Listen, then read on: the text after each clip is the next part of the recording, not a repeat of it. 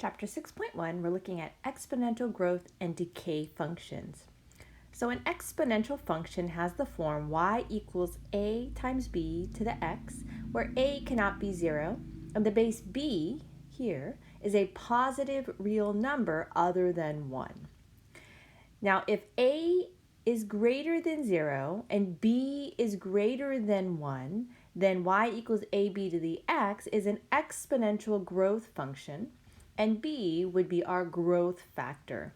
The simplest type of exponential growth function has the form y equals b to the x. So an example of that would be like y equals 2 to the x. So notice this value here, this is our b, that is greater than 1. So it cannot be 1. This is greater than 1, and it cannot be negative. Now, if a is greater than 0, so the a always has to be greater than 0, and now the b is between 0 and 1, then y equals ab to the x is an exponential decay function. And b is what's called the decay factor. So an example of that would be y equals, let's just say 1/3 raised to the x. Okay, so notice that the b value here is now between 0 and 1. So this is a decay and this is growth. Now these are the two important formulas that you need, our exponential models. So the exponential growth model, we have y equals a times 1 plus r raised to the t. 1 plus r raised to the t. Now remember, an exponential growth function has to be greater than 1. So we're 1 plus r. So the a represents the initial amount.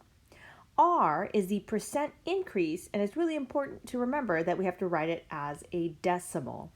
And then t is time. So just as a refresher, how to write a percent as a decimal. So if you had 15%, for example, 15%, percent is really per 100.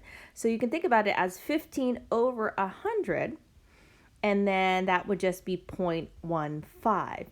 So if you remember, what you could do is you move the decimal place over 2 places to the left, and that's how we can look at 0.15. So that's a quick way to do it. You can do 15 over 100 as well. And so that's how you convert it to a decimal. So really, really important, percent increase as a decimal. The decay model is very, very similar. Notice it's y equals a times 1 minus r raised to the t. So the difference is it's subtracting 1 minus r here. Now remember, it has to be less than 1. So, that's kind of helps you with remembering that. So a is still the initial amount. R is our percent decrease, again, as a decimal. And then t is time. That's our exponent. So we're going to use these formulas in some real-life problems. The value of a car, y, in thousands of dollars can be approximated by the model y equals 25 times 0.85 raised to the t, where t is the number of years since the car was new. Now we have to decide whether the model represents a growth or a decay, an exponential growth or exponential decay. Now if we go back to the beginning, remember here where if b is greater than 1, then it's an exponential growth. Now, if b is between 0 and 1, then it's an exponential decay.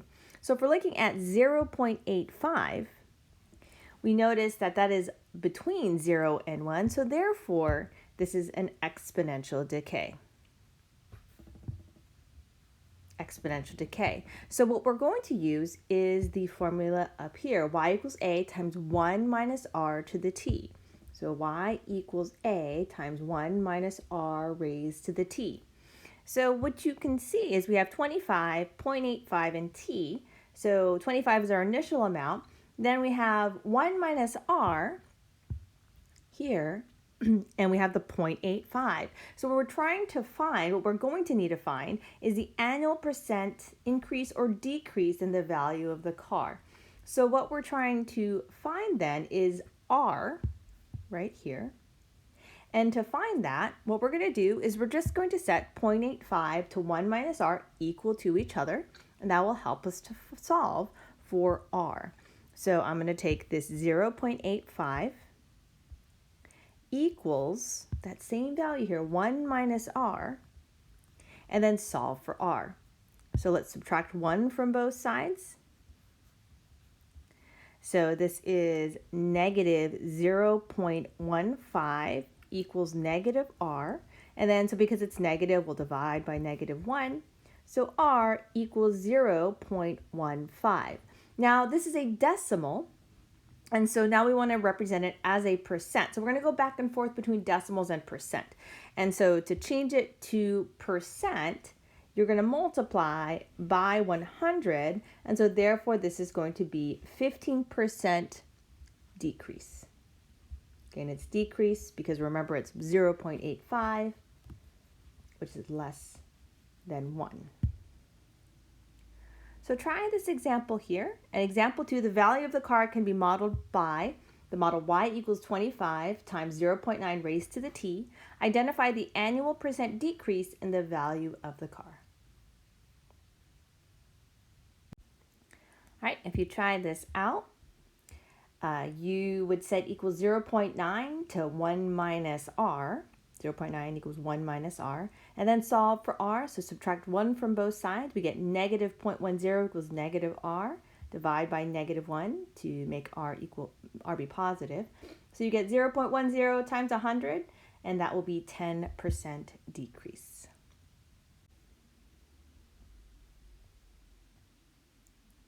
So now we're going to write an exponential model. So the previous one was given to us, and so now we're going to write one.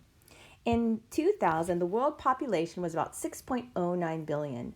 During the next 13 years, the world population increased by about 1.18% each year. So we know it increased about 1.18%, and it gave us the world population was 6.09 billion. And we have during the next 13 years, so that just kind of tells us when they're doing this study. So that's just kind of good to know. And let's see. So let's identify what we know. We know it's going to be a growth. It tells us anyway, right? An exponential growth model. So we are using y equals a times 1 plus r raised to the t. So a is our initial amount. Our initial amount is the 6.09 billion. Then we know r as a percent is 1.18%. And then what we need to do is we divide it by 100, or we can move the decimal place over 2 times to the left. So r would be 0.0118. And then so now we can write our equation. So we can write y equals 6.09 times 1 plus the r, which is 0.0118 raised to the t. And we don't need to plug in t, we just want our general formula, just kind of like we had here when they gave us the general equations here, right? So they had the t as our variable, and we want to keep it that way. So let's simplify it a little bit. So we're going to add together 1 plus 0.0118, so 6.09 times 1.0118 raised to the t. So that is our exponential growth model. Now it says estimate the world population in 2005. So we started in the year 2000, and then we want to know what was it in 2005. So therefore 2000 to 2005 is 5 years. So now we're going to plug in 5 into the equation and then plug it in our calculator and solve. So 6.09 times 1.0118 raised to the 5th power. Okay, and then so now you plug it in your calculator. And so if you're just using a plain scientific calculator, type in the 1.0118 and then to the 5th power, and then multiply by 6.09. If you have another fancier calculator, it'll work out. You can type it as you see it. So if you typed it in your calculator, you would get 6.46, approximately 6.46 billion in 2005. So in 5 years, it'd be 6.46 billion. So try this example here, number 6. Assume the world population increased by 1.5% each year instead. write a equation to model the situation, and then estimate the population in 2005.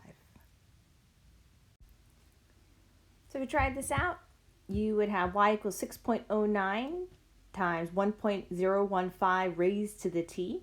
So that is our model. And then when we plug in t is 5, so here we are plugging in 5 for the time for t, we get 6.56 billion in 2005.